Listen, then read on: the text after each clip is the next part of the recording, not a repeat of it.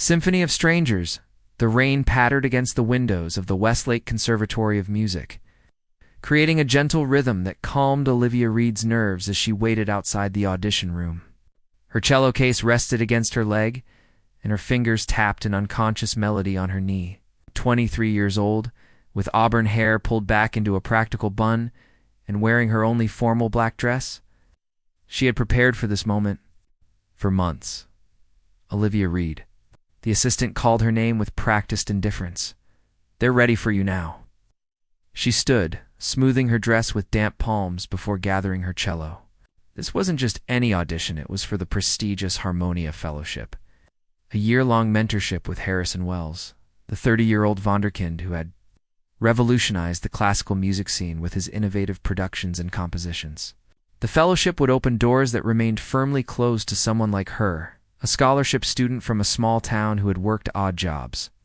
Since 16 to fund her musical education, the audition room felt cavernous as she entered. 3 judges sat behind a long table with Harrison Wells in the center. He was striking, with intense gray eyes and dark hair that fell across his forehead. Unlike the other judges who reviewed their notes, Harrison was engrossed in his phone, occasionally glancing up with obvious impatience. "Please introduce yourself and your piece," said the woman to Harrison's right. Olivia cleared her throat. "I'm Olivia Reed. I'll be performing Bach's Cello Suite No.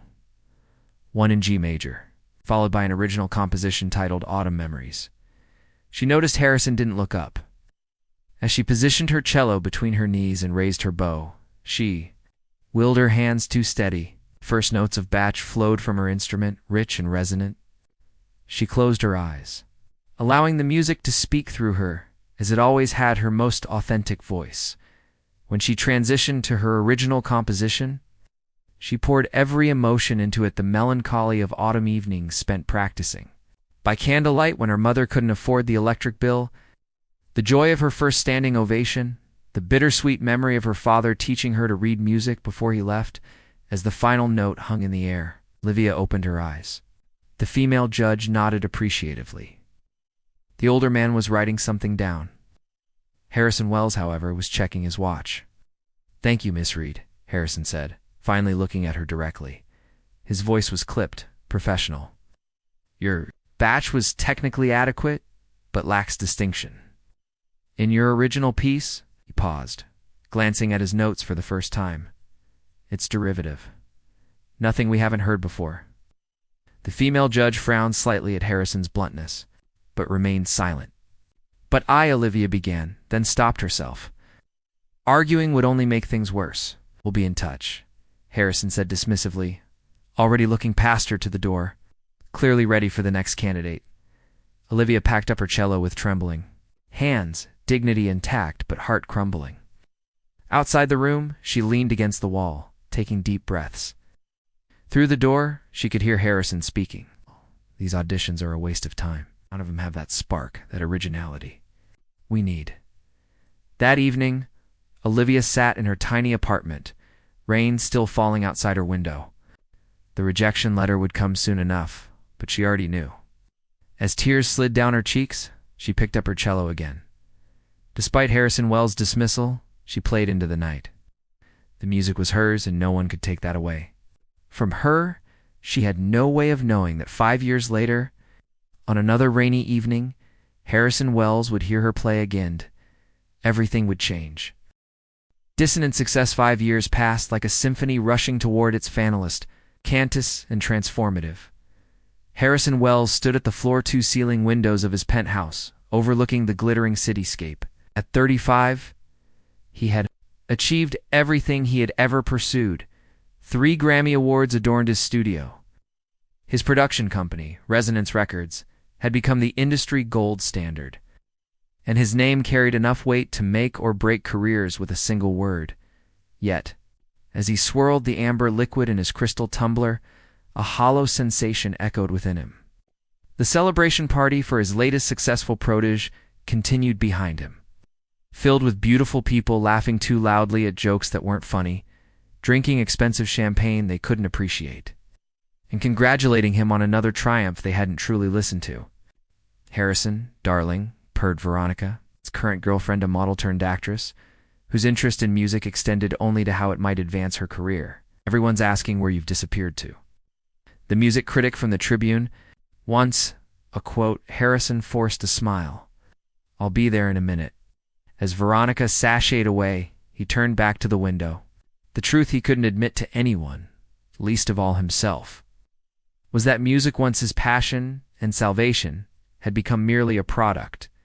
He hadn't felt genuinely moved by a piece in months. Every melody sounded the same, every artist blended into the next, and his own compositions remained unfinished, abandoned on his studio computer. You look like you'd rather be anywhere else, came a voice behind him.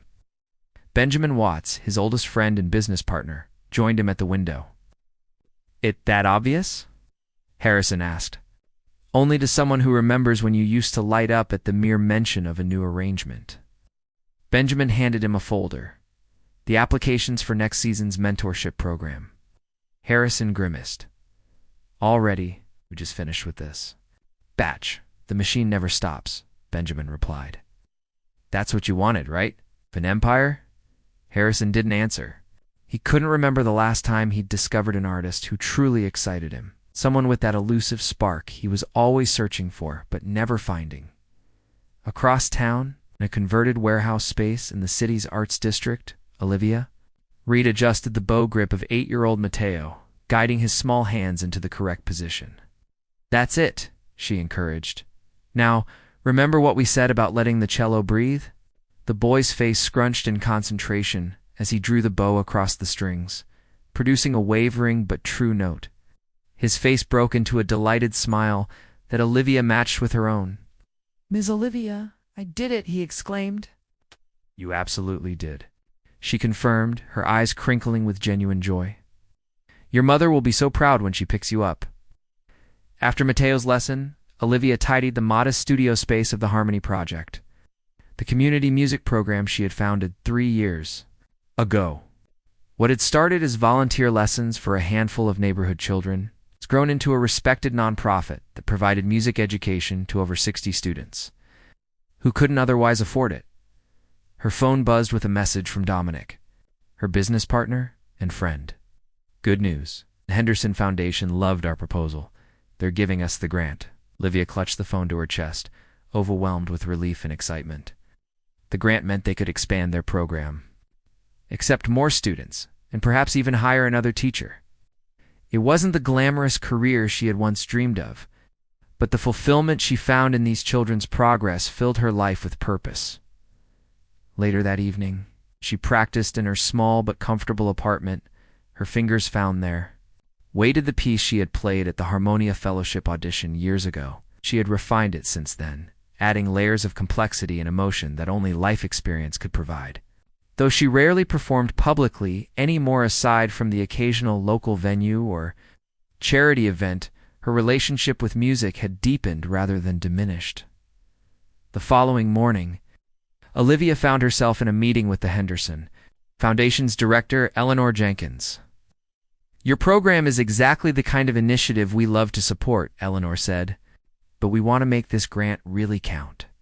We're organizing a charity gala next month to showcase the arts programs we fund. We'd like you and some of your advanced students to perform. That'd be wonderful, Olivia replied, already mentally. Selecting which students might be ready for such an opportunity. Excellent, Eleanor beamed. Ow! It's going to be quite the event. We've invited many influential people from the arts world. In fact, she checked her notes. Harrison Wells has confirmed his attendance.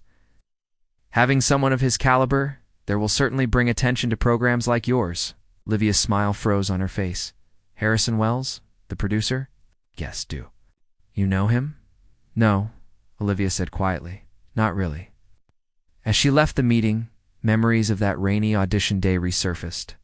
She had long ago made peace with that rejection, recognizing it as a turning point that led her to where she was now. Yet the thought of seeing Harrison Wells, again of potentially being dismissed a second time, stirred unexpected emotions. What? She couldn't know was that Harrison, flipping disinterestedly through the charity gala invitation on his desk, was equally unaware of the significance of the upcoming encounter and how it would shatter the carefully constructed walls around. his success-hardened heart. Unexpected Harmony, the Henderson Foundation's annual charity gala transformed the city's historic Orchid Ballroom into a shimmering showcase of wealth and philanthropy.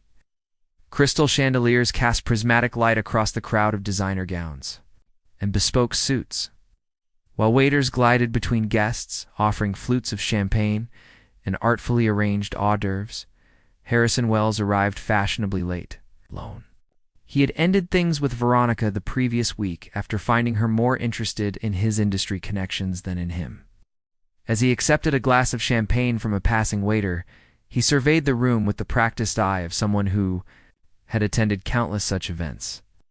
These galas all blended together in his memory, same faces, same conversations, same performative displays of generosity. Harrison, so glad you could make it. Eleanor Jenkins approached, elegant at midnight. Blue, I was worried your schedule might keep you away. I always have time to support the arts, he replied with his meteor-eddy smile, the one that didn't quite reach his eyes. Benjamin mentioned you're funding some interesting programs this year. Indeed, we're particularly excited about the performances. Tonight, we've got representatives from several of our grant recipients showcasing their work. Harrison nodded politely, already calculating how early he could leave without appearing rude. These days, he found little pleasure in musica concerning development for someone whose entire career was built on his ear for exceptional talent. Everything sounded derivative, predictable. He couldn't remember the last time he'd been genuinely moved by a performance. Across the room, in a small preparation area behind the stage, Olivia adjusted the bow ties of 12-year-old twins Jasper. In June, two of her most promising students from the Harmony Project. Remember, it's completely normal to be nervous, she assured them, smoothing June's curly hair. Just focus on the music, not the audience. But what if we mess up? Jasper asked, his fingers fidgeting with his cello's end pin. Then you keep going, Olivia said firmly.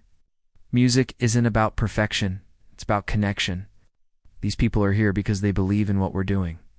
As she gave her students this advice, Olivia worked to calm her own fluttering nerves.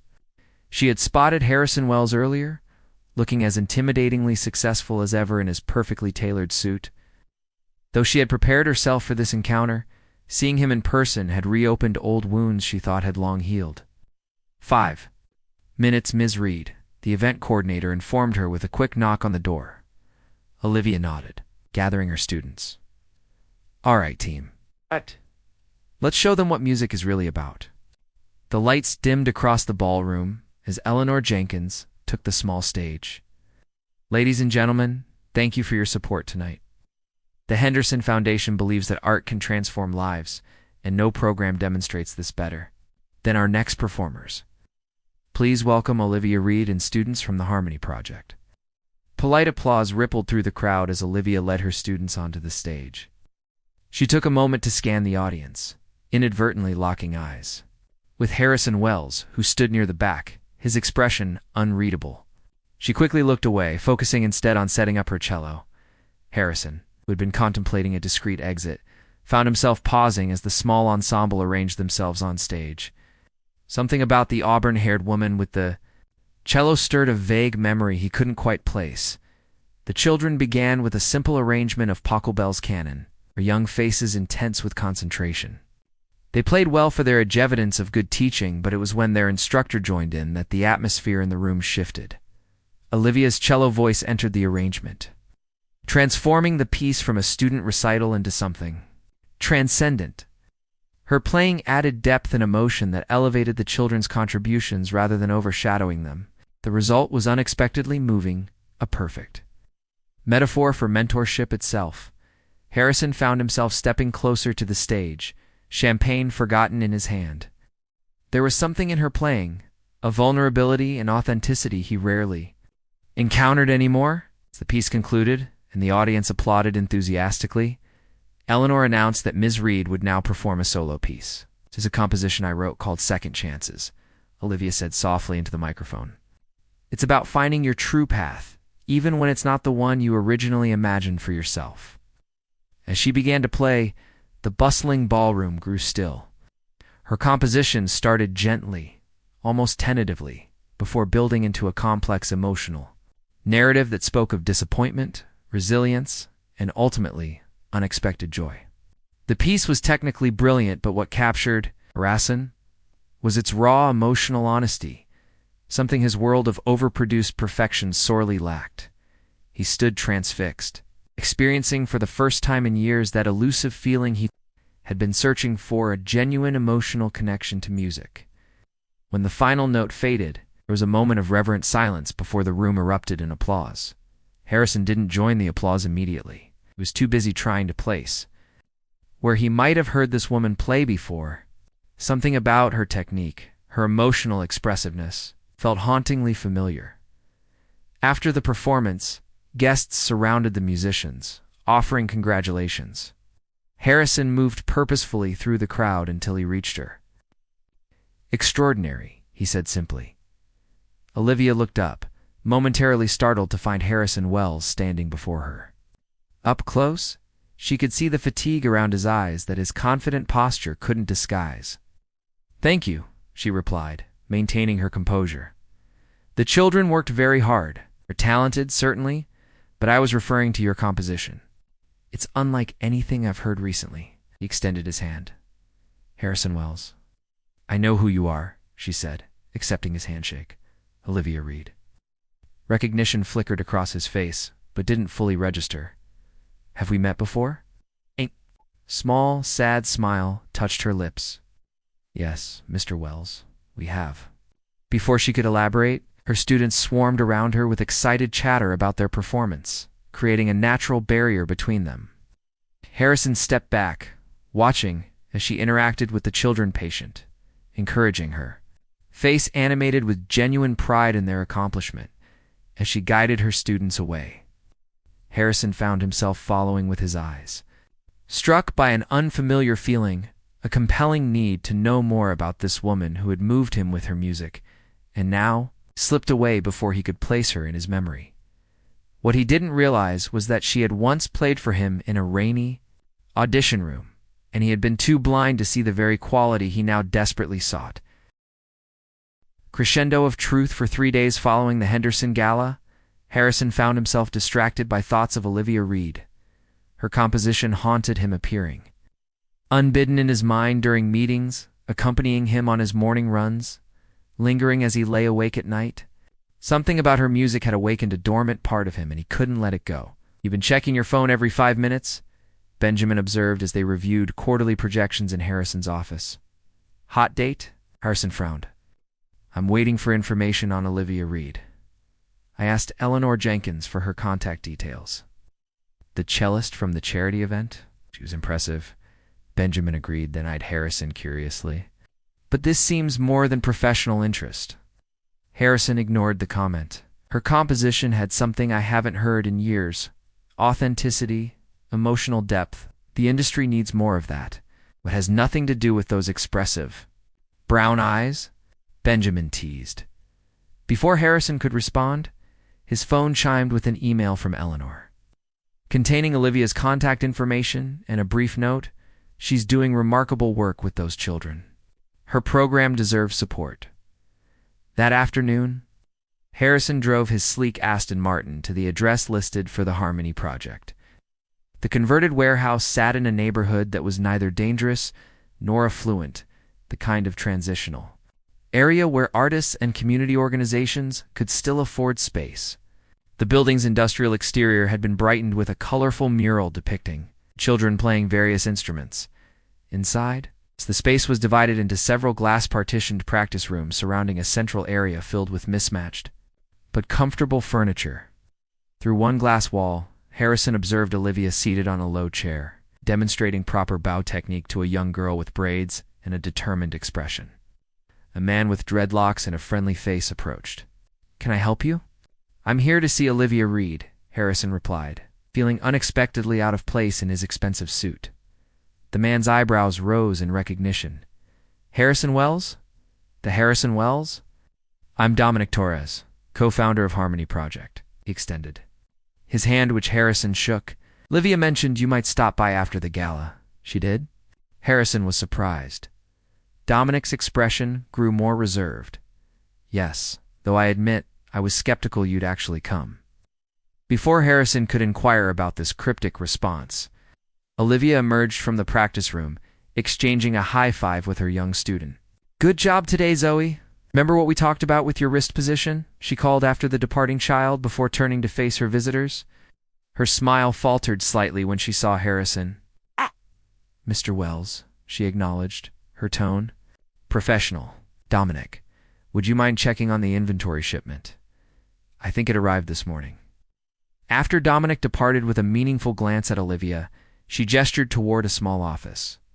"We can talk in here." The office was modest, but organized, with student schedules covering one wall and framed student artwork on another. A worn cello case leaned in one corner. "Your program is impressive," Harrison began, taking the seat she offered. "How long have you been running it?"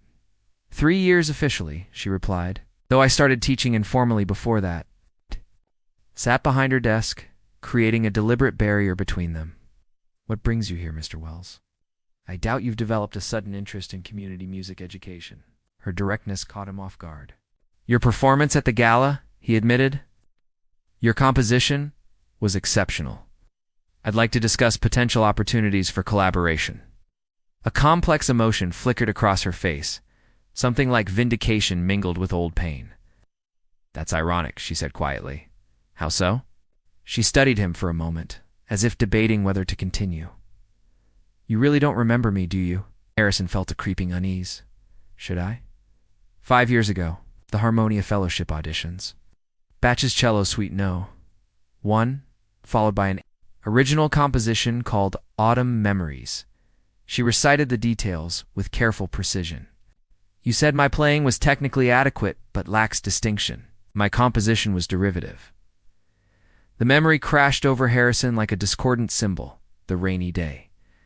The parade of hopeful musicians, his impatience and shame followed recognition as he remembered his behavior checking his phone during her audition. Barely looking at her, delivering his crushing verdict without consideration for the person receiving it. "That was you," he said, the statement barely a whisper. "That was me," she confirmed, her voice steady, despite the emotion evident in her eyes. "One of many talented musicians you dismissed without really listening to." Harrison sat back momentarily, speechless. The arrogant young producer he had been obsessed with finding the next big thing, too important to give each audition his full attention, felt like a stranger now. Yet he had to own those actions. "I'm sorry," he said finally. "I was self-important, distracted, in a hurry to get 2 more worthy candidates," she supplied. "All of those things," he acknowledged, "and clearly I was wrong." She seemed surprised. "By his admission, you were. But it led me here, and I wouldn't change that now." She gestured toward the wall of student photos. "These children needed me more than the music industry did." Harrison leaned forward. "But why did you stop performing?" "Your talent? I didn't stop," she interrupted. "I just stopped trying to impress people like you. I still perform, but on my terms. For audiences who appreciate music for what it truly is, communication, not commodity." The rebuke stung precisely, because it echoed his own recent disillusionment. "What you played at the gala moved me in a way I haven't experienced in years," he confessed. "The industry needs voices like yours." Olivia shook her head. "The Harrison Wells I met 5 years ago wasn't interested in my voice." "Why should I believe you are now?" "'Cause I'm not the same person," he said, surprising himself with his candor. "Success gave me everything I thought I wanted, but somewhere along the way, I lost my connection to why I started in music in the first place. Your composition reminded me." She studied him, skepticism warring with curiosity in her expression. "What exactly are you proposing, Mr. Wells?" "Harrison, please," he corrected gently. "And I'm not sure yet. A recording opportunity, perhaps. Or we could explore ways to support your program here." He hesitated, then added, "But mostly, I'd like a chance to hear more of your music to listen properly this time." A knock interrupted them as Dominic poked his head in.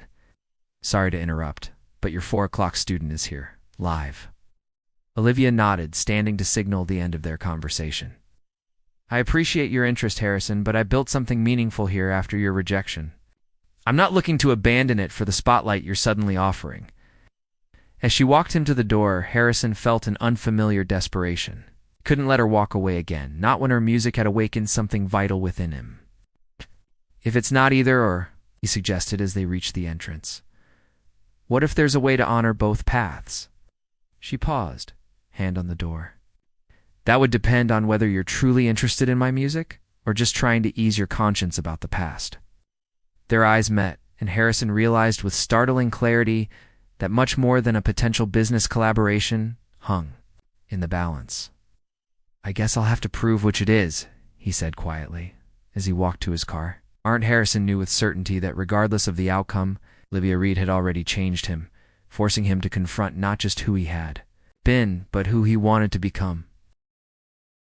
Final movement, the next month unfolded like a carefully composed sonata, with Harrison making regular appearances at the Harmony Project. His first offerings of financial support were politely declined by Olivia, who made it clear that her trust would not be purchased. Instead, he began showing up with coffee before her early morning administrative work, asking thoughtful questions about her teaching philosophy, and occasionally sitting quietly in the corner during lessons.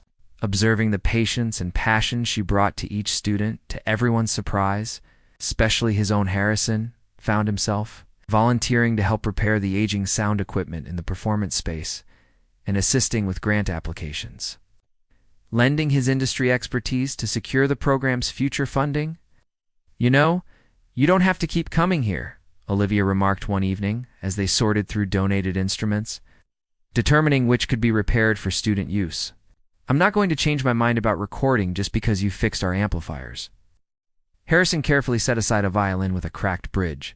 That's not why I'm here. Then why are you? She challenged, her directness unchanged despite their growing comfort with each other. Harrison considered the question, finding himself unusually committed to honesty. Because I like who I am when I'm here. For years, I've been surrounded by people who want something from me. Here, I'm just a guy who knows about sound equipment and happens to have useful connections. Olivia studied him for a moment before. A small smile curved her lips. You're not terrible at instrument inventory either. That moment of shared laughter marked a turning point as the walls of Olivia's justified wariness began to crumble. Over the following weeks, their conversations deepened, extending beyond music into personal territories. Harrison's lonely childhood, as the son of emotionally distant parents who valued achievement over happiness, Olivia's struggle to pursue her passion while supporting her mother through illness. One rainy Saturday, after helping a group of advanced students prepare for a community performance, they found themselves alone in the main practice room. Olivia was absently playing fragments of a new composition as Harrison listened, sprawled comfortably in a chair nearby. That's beautiful, he said when she paused. New piece, she nodded. Still taking shape. I've been thinking about transformation. Lately, how we become different people through our experiences without completely losing who we were before. May I hear more? He asked. Instead of answering, she held out her cello. Why don't you play something? Harrison hesitated. It's been years since I played. I was never as good as you. I'm not asking for technical perfection, she said, still offering the instrument, just honesty. Something in her gentle challenge compelled him to accept. Positioned the cello awkwardly at first, then found the familiar posture. The first few notes were hesitant, rusty with disuse, but gradually, a simple melody emerged, one of his early compositions. Written before fame and success had complicated his relationship with music. When he finished, he looked up to find Olivia watching him with soft understanding. You still have it, she said quietly. The ability to communicate through music. I've missed it, he admitted, carefully returning her cello. Producing other artists was supposed to be an extension of my own creativity, but somewhere along the way it became about formulas for success instead of emotional truth. It doesn't have to stay that way, Olivia observed. The following day, Harrison arrived at his office unusually early and spent hours reviewing recent recordings from resonance artists, listening with new ears. That afternoon, he called an emergency. Meeting with his executive team, or changing direction, he announced to their surprise. We've been chasing trends instead of fostering authentic artistic expression. Starting today, Resonance Records will focus on artists with unique voices and something genuine to say regardless of commercial predictions. Benjamin raised an eyebrow, This wouldn't have anything to do with a certain cellist, would it? Harrison didn't deny it. Olivia reminded me why I started this company. She doesn't need She's built something valuable on her own terms. But there are other artists out there who deserve the platform we can provide. The transformation of Resonance Records began immediately, with Harrison personally reviewing submissions that had previously been filtered through layers of staff. He worked longer hours than he had in years, but for the first time in a long time, he felt energized rather than drained. On a crisp autumn evening, 6 weeks after their first post-gala meeting, Harrison invited Olivia to dinner at a small neighborhood restaurant, not the exclusive establishments he typically frequented, but a place where the chef knew Olivia by name and asked about her students. "I have a proposition," Harrison said after they'd ordered, "but it's not what you might expect." Olivia's expression was curious, but guarded. "I'm listening." "The Henderson Foundation is hosting a fundraiser specifically for music education programs. Next month, I'd like to sponsor a collaborative performance for your students, alongside professional musicians from Resonance, playing original compositions. We'll record it live, with proceeds going directly to the Harmony Project. The children would love that experience." "There's more," Harrison continued. "I want to establish a permanent endowment for community music education. With the Harmony Project as the flagship program, you'd have complete artistic and administrative control, but with financial stability to expand your reach." Surprise registered. On her face, "That's extraordinarily generous." "It's not generosity, it's investment in what matters," he corrected. "And there's a selfish component too." He took a deep breath. "I'd like to compose again, maybe even perform occasionally. I was hoping you might consider ... collaborating. Musically," he added quickly, though his eyes conveyed deeper meaning. A slow smile spread across Olivia's face. "I thought you'd never ask." 6 months later, the Harmony Center for Musical Arts opened in a renovated historical building with space for twice as many students and new programs for adult education. The Recording of Transformation, a live collaboration featuring Harmony Project students, professional musicians, and original compositions by both Olivia Reed and Harrison. Wells was nominated for a Grammy in the classical crossover category, more meaningful than the nomination. However, was the evening Harrison spent in Olivia's modest apartment, their cellos side by side as they worked through a duet they were composing together. The piece moved from discord to harmony, much like their own journey. "Do you ever wonder, what would have happened if I'd given you that fellowship 5 years ago?" Harrison asked, during a break, his fingers absently brushing against hers as they shared sheet music. Olivia considered this. "I'd have had opportunities sooner, certainly. But I might never have found my true purpose with the children, and you. I might never have been humbled enough to change," he finished. "Sometimes the wrong path leads exactly where you need to go." As rain pattered against the windows, reminiscent of that fateful audition, Harrison set aside his cello and took Olivia's hand. "I'm sorry it took me so long to really hear you," he said softly. She smiled, lacing her fingers through his. Some compositions take time to develop fully. When their lips met in a kiss that had been building for months, it felt like the perfect resolution to a complex musical phrase, inevitable and satisfying, yet opening possibilities for movements yet to come. Later that evening, as they sat together reviewing applications for the Harmony Center's scholarship program, Harrison realized he had found something far more valuable than the success he'd once pursued so single-mindedly. In Olivia's world of authentic creation and meaningful connection, he had rediscovered not just his love for music, but his capacity for genuine happiness. The irony wasn't lost on him, that the woman he had once dismissed without a second thought had ultimately taught him to listen not just with his ears, but with his heart. Their story had come full circle, transforming from discord to harmony in a composition more beautiful than either could have created alone. As Olivia looked up from her papers to give him a smile that still made his heart skip, Harrison knew, with absolute certainty, that in life, as in music, the most moving passages often come after periods of silence and second chances. When recognized, can lead to the most exquisite melodies of all.